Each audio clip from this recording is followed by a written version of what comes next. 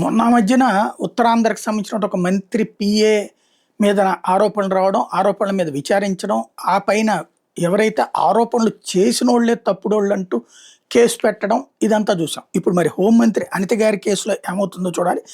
రక్షణ charitable trust అనేటటువంటి దాని చుట్టూతా ఇప్పుడు ఒక వార్తని హైలైట్ చేసుకొచ్చింది సాక్షి.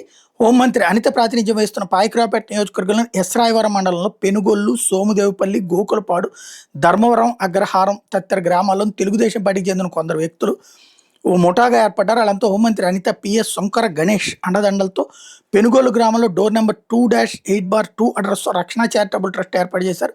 దానికి అనుబంధంగా విజయవాడలో గల ఏపీ యానిమల్ వెల్ఫేర్ బోర్డు ద్వారా అక్రమ మార్గంలో రికగ్నైజేషన్ సర్టిఫికేట్ పొంది గోశాలను ఏర్పాటు చేశారు.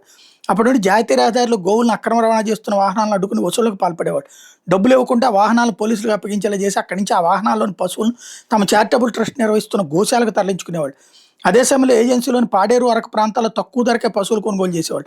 అప్పటికే గోశాలలో ఉన్న గోవులతో పాటు తక్కువ ధరకే కొనుగోలు చేసిన పశువులను కలిపి రక్షణ చారిటబుల్ ట్రస్ట్ ముసుగులో హైదరాబాద్కి అక్రమంగా తరలించేవాడు. ఎస్రాయవరం మండలం పెనుగోలులోని చారిటబుల్ ట్రస్ట్ నుంచి పశువులను హైదరాబాద్లోని వ్యాపారుల పశువధశాలకు తరలిస్తూ అక్రమాలకు పాల్పడ్డారని ముఠాపై విచారణ జరిపి వాళ్ళకి జారీ చేసిన సర్టిఫికేట్ రద్దు చేసి చర్యలు తీసుకోవాలని కలెక్టర్ విజయకృష్ణన్, ఎస్పీ తుహిన్ సిన్హా, లోకాయుక్తకి ఎస్రాయవరం గ్రామానికి చెందిన సోమిరెడ్డి వెంకట అప్పల సత్య సన్యాసి నోకరాజు ఫిర్యాదు చేశారు.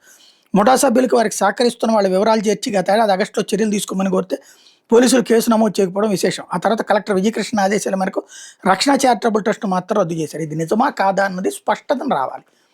హోంమంత్రి చెప్పగలుగుతారో చెప్పలేరో తెలియదు, ఎందుకంటే ఆవిడ అర్థమయ్యేలా చెప్పగలరు, కానీ ఇందులో నిజాలు చారిటబుల్ ట్రస్ట్ పెట్టడంలో తప్పు లేదు.